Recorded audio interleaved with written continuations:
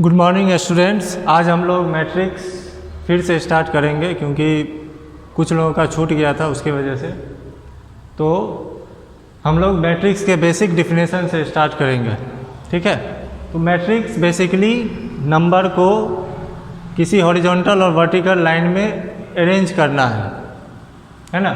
जैसा उसका डिफिनेशन है कि matrix is an order rectangular array of real number जैसे हम लोग देखते हैं 1, 2, √2 है ना। कॉम्प्लेक्स नंबर जो स्पेशली है पढ़ने के लिए 11th क्लास में, और फंक्शंस के बारे में हम लोग आगे पढ़ेंगे, इस चैप्टर में उसका कोई लिंक नहीं है।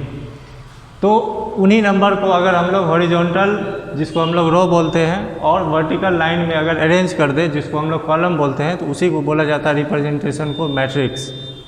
और मैट्रिक्स को रिप्रेजेंट किया जाता है बिग ब्रैकेट या कहीं कहीं किसी बुक में स्मॉल ब्रैकेट से भी, है ना। लेकिन मेनली सारे बुक में इसे बिग ब्रैकेट से ही रिप्रेजेंट किया जाता है। अब इसमें एलिमेंट्स को हम लोग कैसे लिखते हैं उसके बारे में देखेंगे। जैसे मान लेते हैं कि ये कोई मैट्रिक्स है जिसमें m नंबर ऑफ रोज हैं and n number of columns हैं, है ना। जैसा कि डिफिनेशन में है कि हॉरिजॉन्टल लाइन को हम लोग रो बोलते हैं, है ना। तो जैसे यहाँ पे जो भी एलिमेंट होंगे वो सारे रो के एलिमेंट्स होंगे, और वर्टिकल लाइंस के जो भी एलिमेंट्स होंगे वो सारे कॉलम्स के एलिमेंट्स होंगे। अब यहाँ पे हम लोग नंबरिंग कैसे करते हैं उसके बारे में देखेंगे, है ना। जैसे ये फर्स्ट रो है, R1 से रिप्रेजेंट करते हैं, मतलब फर्स्ट रो, है ना। तो इसके सारे एलिमेंट का जो रो का नंबर होगा वो होगा 1। उसी तरह से ये हमारा पहला कॉलम है ना। तो इस पे जो कॉलम का नंबर होगा वो होगा 1। C1 means column 1, R1 means रो 1, है ना। तो इसमें एक और रूल है कि पहले हम लोग रो को लिखते हैं, उसके बाद हम लोग कॉलम को लिखते हैं, है ना। तो जैसे ये वाला कौन सा रो होगा, दूसरा, और ये लास्ट वाला कौन सा रो होगा जो हमारा मैक्सिमम नंबर ऑफ रोज है, m। अब यहाँ पे हम लोग कॉलम को लिखेंगे, तो ये पहले कॉलम में है सारा, है ना। तो यहाँ पे कॉलम का नंबर हो जाएगा 1, 1 और ये भी 1। उसी तरह से अगर दूसरे एलिमेंट में लिखेंगे हम लोग, सेकेंड रो और सेकेंड कॉलम का एलिमेंट क्या हो जाएगा यहाँ पे, A22, और इसी तरह से ये सीरीज आगे बढ़ेगा। तो ये नंबर ऑफ रो 1, है ना। और कॉलम जो लास्ट वाला है, जो मैक्सिमम नंबर ऑफ कॉलम है, वो हमारा है n। तो यहाँ पे आ जाएगा ये n। इसी तरह से हम लोग लास्ट का जो एलिमेंट होगा वो होगा AMN, जो कि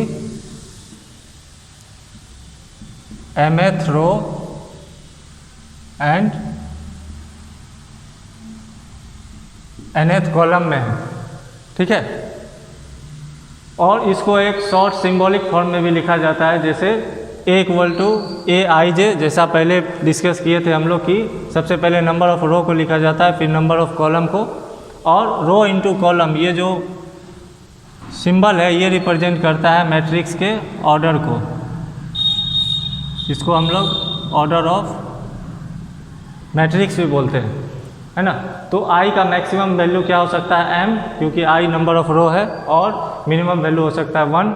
उसी तरह से J जो कि कॉलम है उसका मैक्सिमम वैल्यू हो सकता है n, और मिनिमम वैल्यू हो सकता है 1, है ना। इसी के बेसिस पे हम लोग एक सिंपल 2x2 ऑर्डर का मैट्रिक्स लिखेंगे। अगर इसमें हम लोग 2x2 ऑर्डर का मैट्रिक्स लिखें, मतलब यहाँ पे 2 रो होने चाहिए और 2 कॉलम होनी चाहिए, ठीक है। तो सबसे पहले हम लोग 2 कॉलम और 2 रो, ठीक। इसके बाद जब हम लोग एलिमेंट को रिप्रेजेंट करेंगे, तो जैसा यहाँ पे किए थे हम लोग, ये पहले रो में है तो यहाँ पे सारा रो की जगह 1, और ये दूसरे रो में है तो ये रो की जगह 2। उसी तरह से ये हमारा पहले कॉलम में है तो यहाँ कॉलम की जगह 1, और यहाँ दूसरे कॉलम में है तो कॉलम की जगह 2, है ना। इसी के बेसिस पे अगर कोई एग्जांपल ले, जैसे हम लोग 1, 2, 3, 4, यहाँ पे जो हमारा A11 एलिमेंट है वो हमारा 1 है, A12 एलिमेंट हमारा 2 है, A21 एलिमेंट हमारा 3 है, और A22 एलिमेंट हमारा 4 है। तो बेसिकली इसी तरह से हम लोग मैट्रिक्स को रिप्रेजेंट करते हैं, है ना। और इसका एप्लीकेशन बहुत सारा है, जैसे हायर क्लास में जेनेटिक्स, इलेक्ट्रिकल इंजीनियर, स्टैटिक्स वगैरह में इसका यूज होता है। और आगे हम लोग इसका एक स्पेशल यूज पढ़ेंगे जो यूज होता है सिस्टम ऑफ लीनियर इक्वेशंस को सॉल्व करने के लिए, है ना। वो आगे देखेंगे हम लोग। System of linear equation basically जो हम लोग पिछले क्लास में 10th में पढ़ चुके होंगे कि लीनियर इक्वेशन इन 2 वेरिएबल्स, है ना।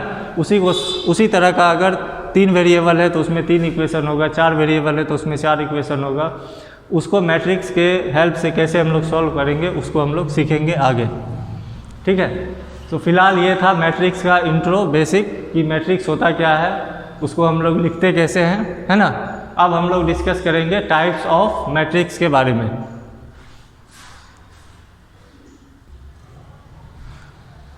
तो हम लोग टाइप्स ऑफ मैट्रिसेस डिस्कस करेंगे, जिसमें सबसे पहला मैट्रिक्स होता है रो मैट्रिक्स, है ना। तो ऐसा मैट्रिक्स जिसमें केवल एक रो हो उसको हम लोग बोलते हैं रो मैट्रिक्स, है ना। इसको अगर लिखना हो तो विच हैज ओनली 1 रो, है ना, उसको हम लोग रो मैट्रिक्स बोलते हैं, ठीक है। अगर इसको सिंबल में रिप्रेजेंट करना हो तो ये हो जाएगा मैट्रिक्स I J। जैसे एलिमेंट्स को हम लोग पहले रिप्रेजेंट करते थे, लेकिन इसका ऑर्डर क्या हो जाएगा, यहाँ पे सिर्फ एक रो है ना। तो इसका ऑर्डर हो जाएगा 1 × n। कॉलम n हो सकता है लेकिन रो सिर्फ एक ही होगा, है ना। इसका एग्जांपल देखते हैं हम लोग। जैसे ये मैट्रिक्स है, इसको हम लोग बोलेंगे रो मैट्रिक्स। इसमें केवल एक ही रो है ना। कॉलम n हो सकता है ना। उसी तरह से अगर इसका ऑर्डर है 1 × 3, है ना। इसी तरह से एक और मैट्रिक्स देखें हम लोग 1 0, है ना। यहाँ पे भी सिर्फ एक ही रो है लेकिन कॉलम यहाँ पे 2 है। इसका ऑर्डर है 1 × 2। तो ये सारा एग्जाम्पल है रो मैट्रिक्स का, है ना। इसके बाद है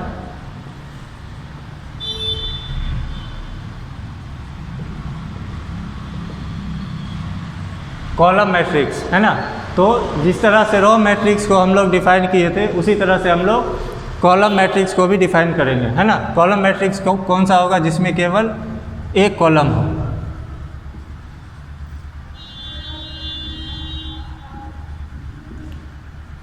उसको हम लोग बोलेंगे कॉलम मैट्रिक्स, है ना। और इसको अगर रिप्रेजेंट करना हो तो कैसे रिप्रेजेंट करेंगे हम लोग,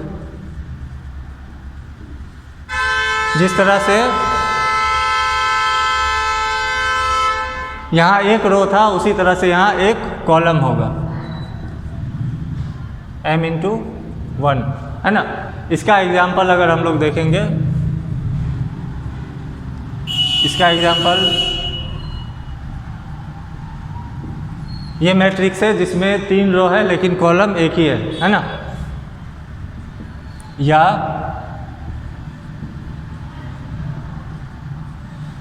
इस मैट्रिक्स में 2 रो है लेकिन कॉलम एक ही है ना। तो कॉलम मैट्रिक्स होने के लिए शर्त यही है कि मैट्रिक्स में केवल एक कॉलम होना चाहिए, है ना। और रो मैट्रिक्स होने के लिए शर्त केवल एक है कि मैट्रिक्स में केवल एक रो होना चाहिए, ठीक है। इसके बाद जो अगला मैट्रिक्स है वो है जीरो मैट्रिक्स, या इसी का एक और नाम है जिसको हम लोग बोलते हैं नल मैट्रिक्स।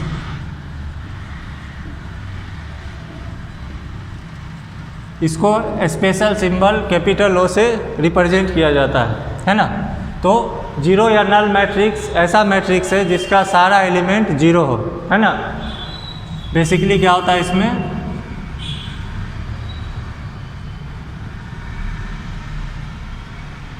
सारा एलिमेंट जीरो हो। जिस मैट्रिक्स का सारा एलिमेंट जीरो हो उसको हम लोग बोलते हैं जीरो या नल मैट्रिक्स, है ना। अगर इसको दिखाना हो तो जैसा यहाँ पे लिखा हुआ है कि इसको O से रिप्रेजेंट किया जाता है, कैपिटल O, है ना। तो अगर कोई मैट्रिक्स है, सिंपल ही लेते हैं 2 by 2 ऑर्डर का, तो ये जीरो मैट्रिक्स का एग्जाम्पल है ना। इसी तरह से कोई भी एग्जाम्पल ले सकते हैं हम लोग, है ना। और अगर सारा जीरो है तो सिंबल में क्या दिखाना है इसको, ठीक है। अब इससे आगे हम लोग पढ़ते हैं दूसरे टाइप ऑफ मैट्रिक्स के बारे में। तो अगला टाइप है हमारा चौथा स्क्वायर मैट्रिक्स, है ना। स्क्वायर मैट्रिक्स ऐसे मैट्रिक्स को बोलते हैं जिसमें नंबर ऑफ रो और नंबर ऑफ कॉलम दोनों इक्वल हो, है ना। तो स्क्वायर मैट्रिक्स में क्या होगा, नंबर ऑफ रोज बराबर होगा नंबर ऑफ कॉलम्स के। नंबर ऑफ रोज बराबर होगा नंबर ऑफ कॉलम्स के, है ना। अगर इसको दिखाना हो तो ये किस तरह से दिखाएंगे इसको, ये है कोई मैट्रिक्स का एलिमेंट, है ना, और इसमें नंबर ऑफ रो और कॉलम बराबर होना चाहिए।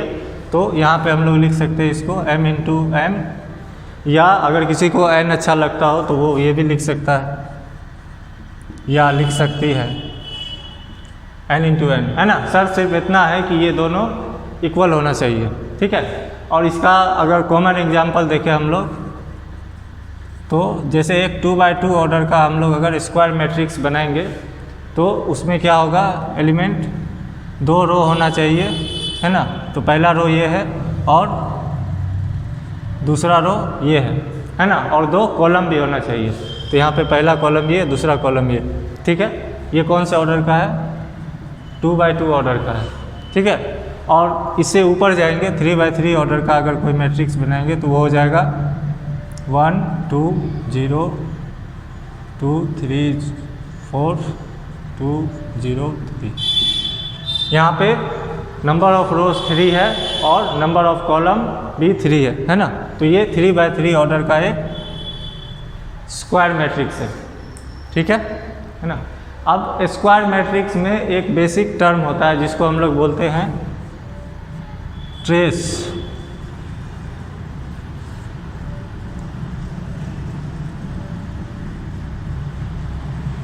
ट्रेस ऑफ ए मैट्रिक्स, है ना। बेसिकली ये ट्रेस सिर्फ स्क्वायर मैट्रिक्स के लिए ही वैलिड होता है मोस्टली केस में, है ना। तो ट्रेस ऑफ ए मैट्रिक्स ये डिफाइन होता है सम ऑफ ऑल डायगोनल एलिमेंट्स, है ना। सम ऑफ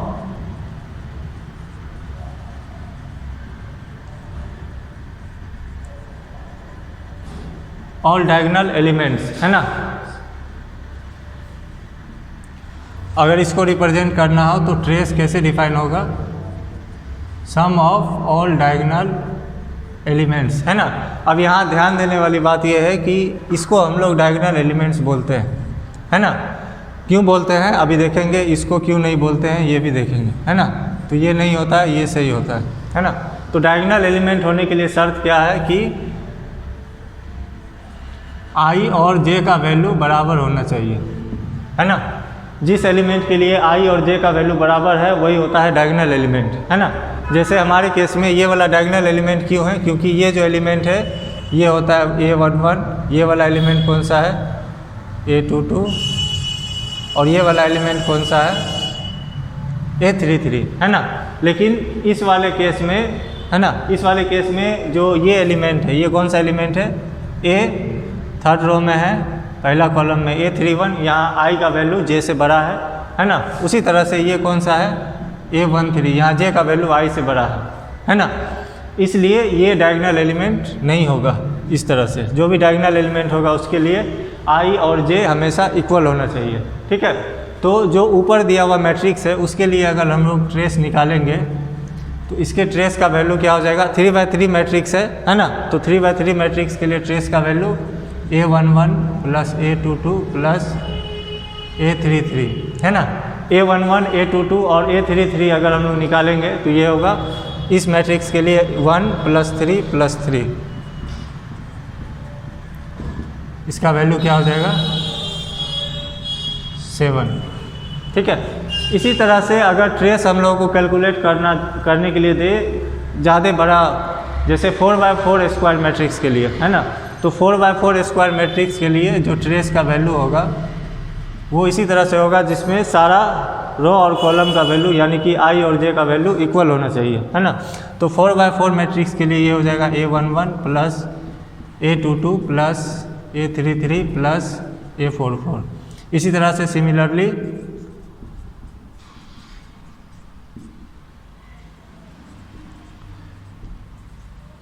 हम लोग आगे बढ़ते रहेंगे, है ना। और अगर इसी में सिर्फ 2/2 ऑर्डर के लिए पूछे तो हम लोग सिर्फ यहीं तक कैलकुलेट करेंगे, उसमें A33 होता ही नहीं, है ना। अगर 3/3 ऑर्डर इस तरह के लिए पूछे हम लोग को तो हम लोग को यहाँ तक जाना है, उसमें A44 होता ही नहीं, है ना। 4/4 ऑर्डर का मैट्रिक्स बहुत ही रेयर है, लेकिन मे भी कभी पूछ सकता है ना। अब इसके आगे हम लोग देखेंगे दूसरे मैट्रिक्स के बारे में।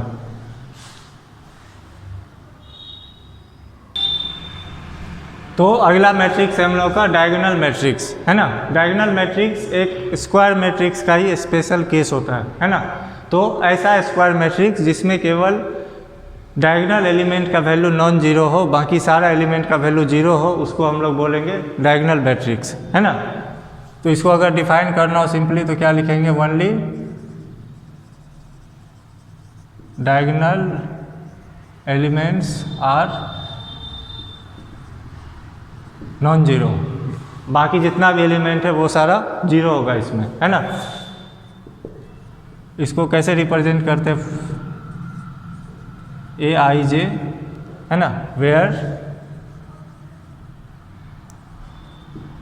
Aij इक्वल टू कुछ भी हो सकता है, मान लेते हैं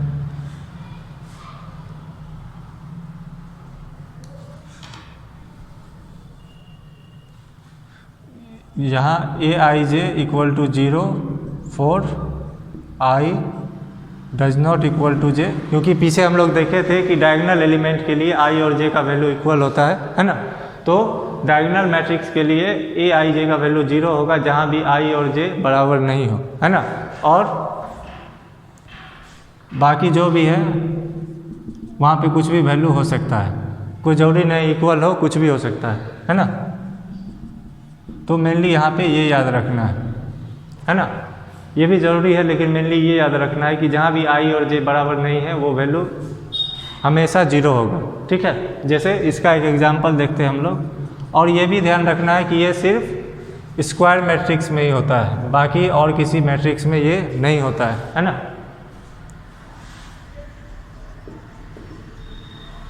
इसका एग्जांपल देखें हम लोग, जैसे एक 2/2 स्क्वायर मैट्रिक्स लेते हैं, है ना। उसमें डायगोनल एलिमेंट्स को सिर्फ नॉन जीरो रखते हैं, बाकी सारा जीरो, ठीक है। तो ये क्या हो जाएगा, एक डायगोनल मैट्रिक्स हो जाएगा, है ना। इसको रिप्रेजेंट करने का एक और तरीका है, सिर्फ डायगोनल एलिमेंट को हम लोग कॉमा के साथ लिखते हैं। इससे पहले किसी भी मैट्रिक्स में हम लोग कॉमा का कहीं यूज नहीं किए थे, है ना। तो ये सिर्फ डायगोनल मैट्रिक्स को शो करने के लिए होता है कॉमा का यूज, है ना। यानी कि कॉमा दे के जब भी कोई मैट्रिक्स दिया हुआ है, इसका मतलब जो भी एलिमेंट है वो सिर्फ डायगोनल एलिमेंट्स है ना। जैसे ये तो 2/2 था, हम लोग एक 3/3 ऑर्डर का भी मैट्रिक्स देखते हैं।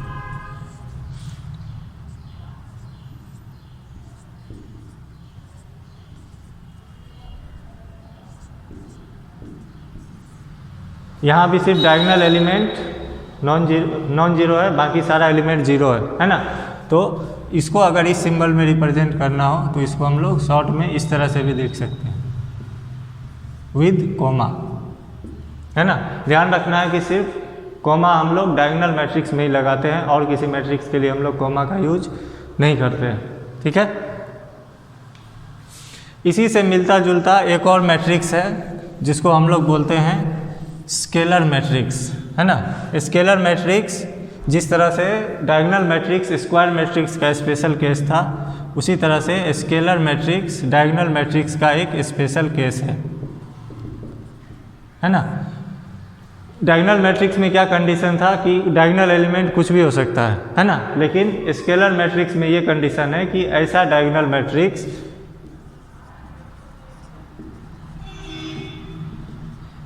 जिसका सारा एलिमेंट्स इक्वल होना चाहिए, है ना।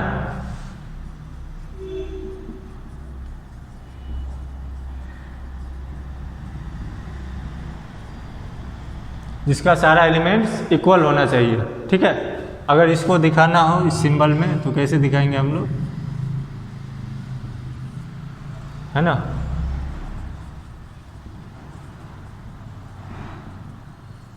मान लेते कोई भी वैल्यू है k, है ना, तो k कब होगा, सिर्फ डायगोनल एलिमेंट्स के लिए।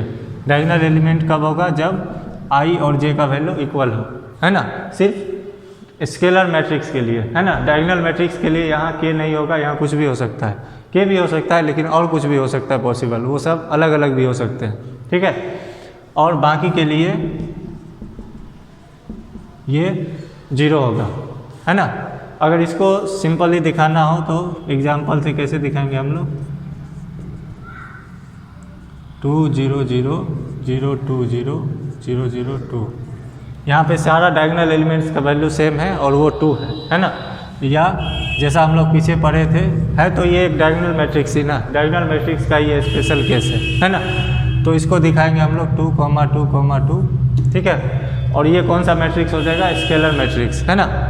अगर मैट्रिक्स का एग्जाम्पल देके हमसे पूछा गया हो और ऑप्शन में डायगोनल मैट्रिक्स भी हो, स्केलर मैट्रिक्स भी हो, तो हम लोग स्केलर मैट्रिक्स को ज़्यादा प्रीफर करेंगे अगर ऐसा केस हो तो, है ना।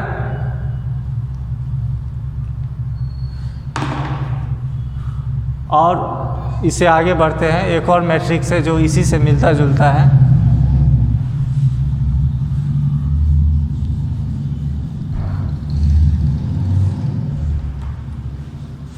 उसको हम लोग बोलते हैं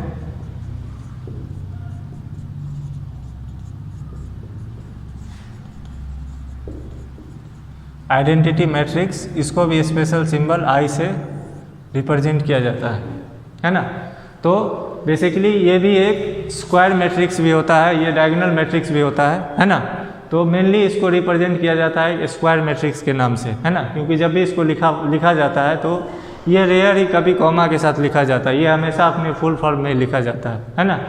तो इसलिए हम लोग इसको याद रखेंगे स्क्वायर मैट्रिक्स के फॉर्म के रूप में ही, है ना। डायगोनल भी बोल सकते हैं इसको, कैसे बोलेंगे अभी देखते हैं हम, है ना। तो ऐसा स्क्वायर मैट्रिक्स जिसका सारा डायगोनल एलिमेंट 1 हो,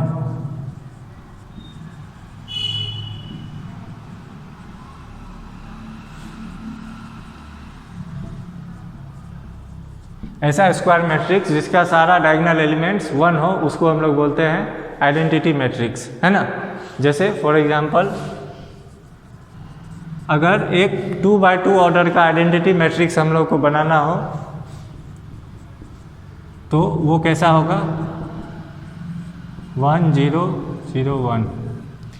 सारा डायगोनल एलिमेंट्स कितना होना चाहिए, यहाँ पे 1 है ना, और बाकी सारा एलिमेंट्स क्या होना चाहिए, 0, ठीक है। तो ये 2 by 2 ऑर्डर का है आइडेंटिटी मैट्रिक्स। इसी तरह से अगर एक 3 by 3 ऑर्डर का आइडेंटिटी मैट्रिक्स देखें हम लोग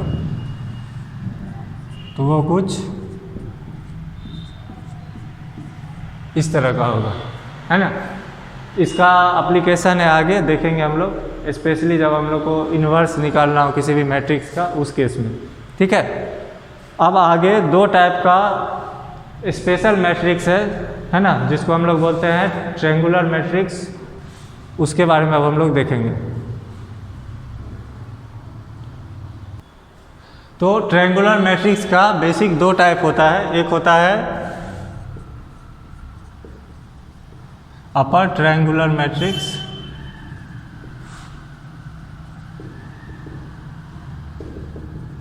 तो पहले हम लोग एक लोअर होता है, तो पहले अपर को हम लोग समझते हैं अपर ट्रायंगुलर मैट्रिक्स क्या होता है ना। तो ये मैट्रिक्स ध्यान रखना है स्क्वायर भी हो सकता है या कोई और ऑर्डर का भी मैट्रिक्स हो सकता है ना। लेकिन हमारे सिलेबस में ये हम लोग को मोस्टली स्क्वायर मैट्रिक्स ही मिलेगा, है ना। तो इसका मतलब ये नहीं कि ये और कोई मैट्रिक्स नहीं हो सकता है ना। तो इसको ध्यान रखना है कि ये सारे ऑर्डर का मैट्रिक्स पॉसिबल है।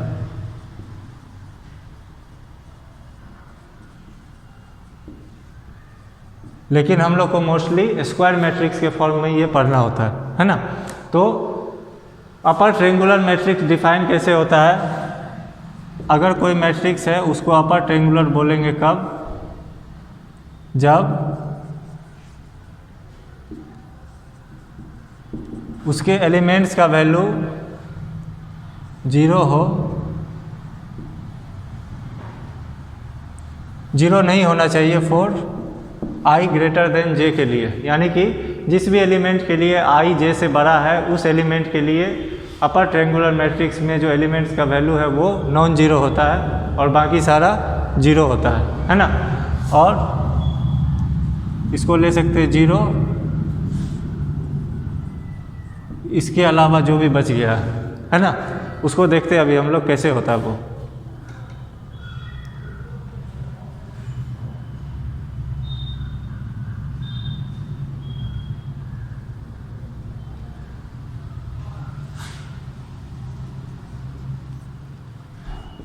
हम लोग एक 3x3 ऑर्डर का मैट्रिक्स कंसीडर करते हैं, है ना। या तो आई और जे को कंपेयर करना है ना। तो हम लोग मैट्रिक्स को रॉ फॉर्म में लिखेंगे। जैसे यहाँ का एलिमेंट होता है A11, यहाँ का होता है A12, यहाँ का A13, A21, A22, A23, A31, A32 और A33, है ना। तो ये मैट्रिक्स है, यहाँ पे आई जे सब के केस में लिखा हुआ है ना। तो यहाँ पे आई किस किस केस में जे से बड़ा है पहले हम लोग वो देखते हैं। यहाँ तो इक्वल है, यहाँ इक्वल है, यहाँ भी इक्वल है ना। और यहाँ पे आई का वैल्यू जे से बड़ा है और यहाँ आई का वैल्यू जे से बड़ा है ना। तो ये सारा वैल्यू जो है जहाँ भी आई का वैल्यू जे से बड़ा है, ये उल्टा हो गया।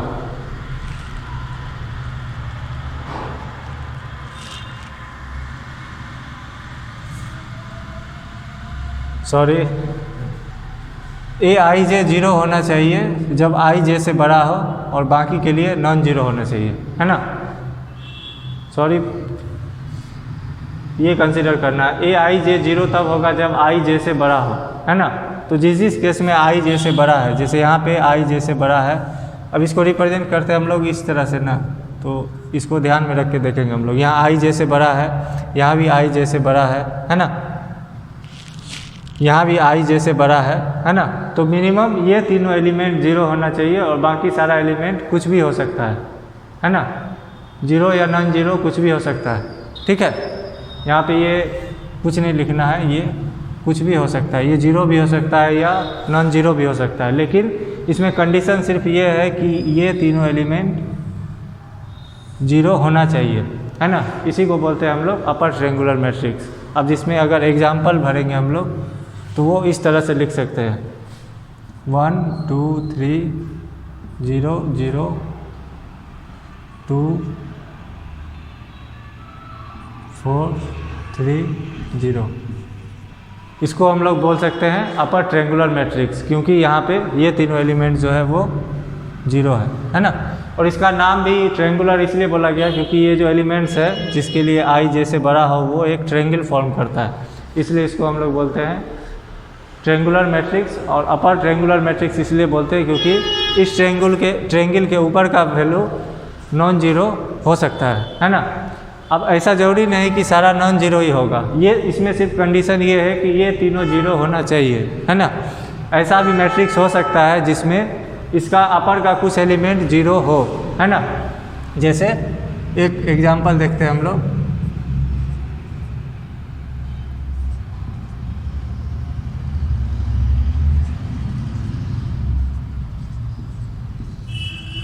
जैसे ये मैट्रिक्स है ना। तो इसको हम लोग अपर ट्रायंगुलर मैट्रिक्स बोलेंगे क्योंकि ये तीनों एलिमेंट जीरो है ना। बाकी सारे एलिमेंट से हम लोगों को कुछ लेना देना नहीं है ना। वो जीरो हो नॉन जीरो हो उससे कोई फ़र्क नहीं पड़ता है ना। तो यहाँ पे जो मिसकंसेप्शन था उसको ध्यान रखना है ना, कि सिर्फ ये वैल्यू के लिए एलिमेंट्स का वैल्यू जीरो होना चाहिए, बाकी कुछ भी हो सकता है ना, जो भी पॉसिबल है, ठीक है। तो आई होप कि अपर ट्रायंगुलर मैट्रिक्स समझ में आ गया होगा, है ना। इसी तरह का है लोअर ट्रायंगुलर मैट्रिक्स, है ना।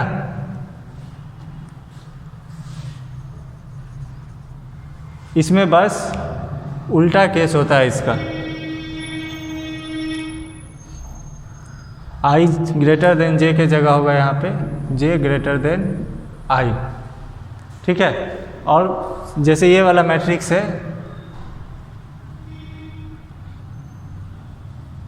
इसमें सिर्फ ये सारा एलिमेंट 0 था,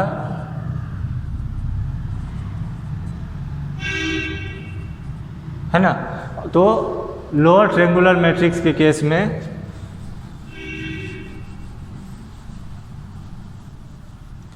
लोअर ट्रायंगुलर मैट्रिक्स के केस में ऐसा एलिमेंट 0 होगा जहाँ पे जे आई से बड़ा है ना। तो यहाँ पे जे आई से किस किस केस में बड़ा है, सबसे पहले तो यहाँ पे जे आई से बड़ा है, यहाँ पे जे आई से बड़ा है, और यहाँ पे भी जे आई से बड़ा है ना। तो सिर्फ ये तीनों, जैसे वहाँ पे ट्रायंगल फॉर्म हुआ था, यहाँ पे भी एक ट्रायंगल फॉर्म होगा, है ना।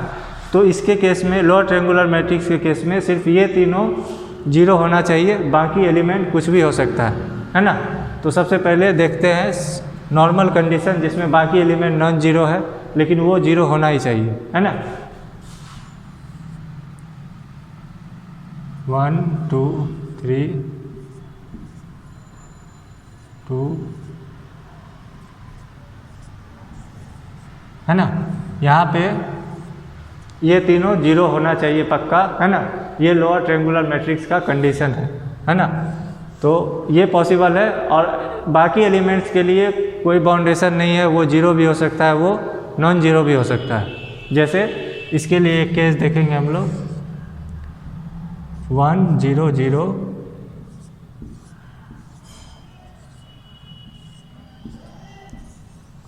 इसको भी हम लोग बोलेंगे लोअर ट्रायंगुलर मैट्रिक्स, है ना, क्योंकि यहाँ पे ये तीनों एलिमेंट 0 है। हम लोग को सिर्फ दोनों केस में जहाँ पे ये कंडीशन लगा हुआ है, सिर्फ वो कंडीशन को ही फॉलो करना है, ठीक है। उम्मीद करते हैं हम कि ट्रायंगुलर मैट्रिक्स तुम लोग को समझ में आ गया होगा, ठीक है। इसके बाद 2 और बेसिक मैट्रिक्स है, उसके बारे में हम लोग देखेंगे। तो अगला केस है हमारा कंपैरेबल मैट्रिक्स, है ना। कंपैरेबल मैट्रिसेस लिखा हुआ है, यहाँ पे ध्यान रखना है इसको, है ना। मैट्रिक्स, कंपैरेबल मैट्रिसेस का मतलब ये तभी यूज होगा जब हमारे पास 2 या 2 से ज़्यादा मैट्रिक्स हो, है ना।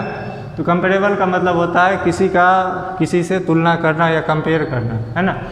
तो इसमें बेसिकली हम लोग देखेंगे कि 2 मैट्रिक्स कंपैरेबल कब होता है ना। तो जैसे मान लेते हैं कोई भी 2 मैट्रिक्स है ए एंड बी, ये कंपैरेबल होगा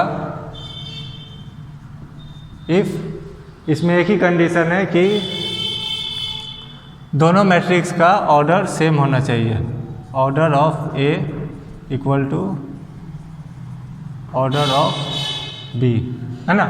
जैसे एक ऑर्डर नॉर्मली हम लोग वेरिएबल के टर्म्स में कैसे लिखते हैं, m इंटू एन, और बी का ऑर्डर भी क्या लिखते हैं हम लोग, m इंटू एन, है ना। तो ये दोनों ऑर्डर अगर सेम है तो ये दोनों मैट्रिक्स कंपैरेबल है ना। जिसका एग्जांपल देखते हैं हम लोग, जैसे ए कोई मैट्रिक्स है, उसका ऑर्डर है 2 इंटू 3, ठीक है। और बी कोई मैट्रिक्स है, एक का ऑर्डर है 2 इंटू 3, है ना, और एक और बी कोई मैट्रिक्स है 1 2 मान लेते हैं, बी 1 2, इसका ऑर्डर है 3 इंटू 2, ठीक है। तो अब बताना है हम लोग को कि तीनों में कौन सा मैट्रिक्स कंपैरेबल होगा या कौन सा नहीं होगा, है ना। तो कंपैरेबल चेक करने के लिए हम लोग एलिमेंट्स को कुछ नहीं करेंगे, हम लोग सिर्फ ऑर्डर देखेंगे, है ना। एग्जैक्ट यही ऑर्डर होना चाहिए, ना कि इसके रिवर्स में भी होगा तो भी वो कंपैरेबल नहीं होगा, है ना। एग्जैक्ट यही ऑर्डर होना चाहिए तभी वो कंपैरेबल होगा, है ना। तो यहाँ पे एग्जैक्ट यही ऑर्डर सिर्फ ए और B1 का है और इस दोनों का नहीं है ना। तो इसलिए यहाँ पे कौन सा मैट्रिक्स कंपैरेबल है, अगर यहाँ पे लिखना हो तो हम लोग क्या लिखेंगे, here A and B1 are comparable, है ना।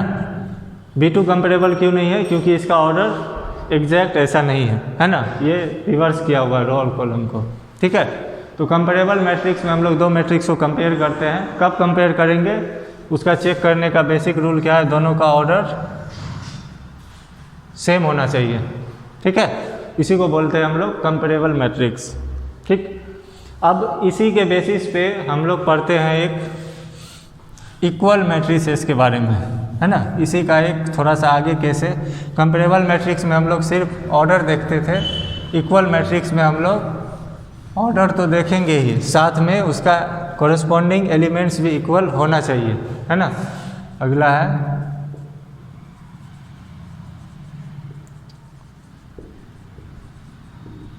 इक्वल मैट्रिसेस, है ना।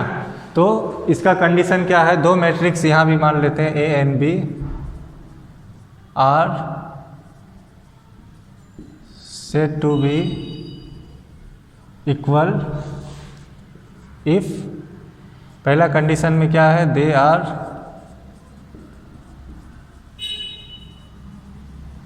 कंपेरेबल। कंपेरेबल का मतलब दोनों का ऑर्डर सेम होना चाहिए, है ना। पहले तो ये चेक करेंगे दोनों का ऑर्डर सेम है कि नहीं, तभी ये दोनों मैट्रिक्स इक्वल होगा, है ना। तो सबसे पहले चेक करेंगे हम लोग कि उसका ऑर्डर सेम है कि नहीं। अगर है तो फिर हम लोग दूसरे कंडीशन को चेक करेंगे, है ना। अगर नहीं है तो वो इक्वल नहीं होगा, ठीक है। और दूसरा कंडीशन होता है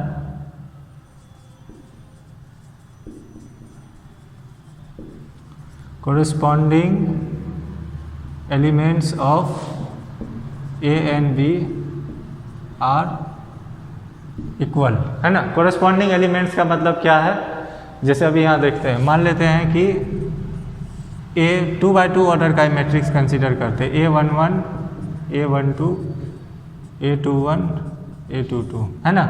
और B कोई मैट्रिक्स है B11 B12 B21 B22, है ना। तो ये दोनों मैट्रिक्स है 2x2 और ये भी मैट्रिक्स है 2x2, है ना।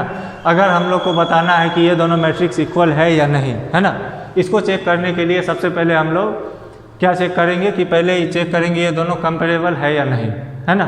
तो कंपेरेबल चेक करने के लिए क्या देखना है हम लोग को, सिर्फ ऑर्डर देखना है। तो यहाँ पे दोनों का ऑर्डर सेम है, यानी कि पहला कंडीशन यहाँ पे सेटिस्फाई है कि ये दोनों कंपेरेबल है ना। अब हम लोग को दूसरा कंडीशन को चेक करना है। दूसरा कंडीशन क्या है कि corresponding elements of A and B are equal. Corresponding elements क्या होता है, जैसे A11 का कोरेस्पॉन्डिंग एलिमेंट्स होगा B11, A12 का होगा B12, उसी तरह से A21 का होगा B21 और A22 का होगा B22, है ना। तो ये सारा एलिमेंट्स अगर आपस में इक्वल है तो हम लोग बोल देंगे कि A और B इक्वल है ना। कब बोलेंगे, जब A11 इक्वल हो B11 के, A12 इक्वल हो B12 के, A21 इक्वल हो B21 के और A22 इक्वल हो B22 के। अगर वो सारा कंडीशन ट्रू है, इसी को बोलते हैं कोरेस्पॉन्डिंग एलिमेंट्स आर इक्वल, है ना। तो हम लोग बोल सकते हैं, अगर वो है तो हम लोग बोल सकते हैं A and B are equal matrices, है ना। अगर किसी मैट्रिक्स में सिर्फ ऑर्डर सेम है लेकिन एलिमेंट्स इक्वल नहीं है तो वो मैट्रिक्स कंपेरेबल हो सकता है लेकिन इक्वल नहीं होगा, है ना। आए समझ में। लेकिन सबसे पहले हम लोग को इसमें चेक करना ऑर्डर ही, है ना, क्योंकि हो सकता है कि एक 2x2 मैट्रिक्स है और एक कोई मैट्रिक्स है जो 3x3 ऑर्डर का है। कंडीशन है कि A 2x2 का एलिमेंट एग्जैक्ट वहीं पे है जहाँ B में 2x2 एलिमेंट्स होना चाहिए, है ना। तो ये सेम है लेकिन इसमें क्या है, नंबर ऑफ एलिमेंट्स ज़्यादा है ना। तो ये सबसे पहले कंपेरेबल ही नहीं होगा, इसलिए हम लोग इसको इक्वल नहीं बोलेंगे, है ना। इसको एक एग्जांपल से देखते हैं, जैसे A का एलिमेंट दिया हुआ 1 2 3 4, है ना, और B का एलिमेंट दिया हुआ है सेम है 1 2 3 4, लेकिन ये सिर्फ 2x2 ऑर्डर तक का एलिमेंट सेम है। 3x3 ऑर्डर में यहाँ पे 0 1 0 2 4 इस तरह से है ना। तो देखने में बहुत को कन्फ्यूजन लगेगा कि हो सकता है यहाँ पे B में A का एलिमेंट तो सारा है कोरेस्पॉन्डिंग इक्वल, तो A B इक्वल होना चाहिए, लेकिन ऐसा नहीं है। क्यों नहीं है, क्योंकि सबसे पहले हम लोग को देखना है कि वो सेम ऑर्डर का है या नहीं, है ना। तो ये पहला कंडीशन ही सेटिस्फाई नहीं कर रहा है, ये 2x2 ऑर्डर का और ये 3x3 ऑर्डर का, है ना। तो इसलिए ये दोनों मैट्रिक्स कभी भी इक्वल नहीं होगा, है ना। तो सबसे पहले इक्वल मैट्रिक्स में चेक करने का है ऑर्डर, उसके बाद हम लोग देखेंगे कि उसका कोरेस्पॉन्डिंग एलिमेंट्स इक्वल है या नहीं है ना। तो आज का क्लास यहीं तक है ना। अगले क्लास में हम लोग डिस्कस करेंगे एडिशन और मल्टीप्लिकेशन ऑफ मैट्रिसेस के बारे में। ठीक है, थैंक यू।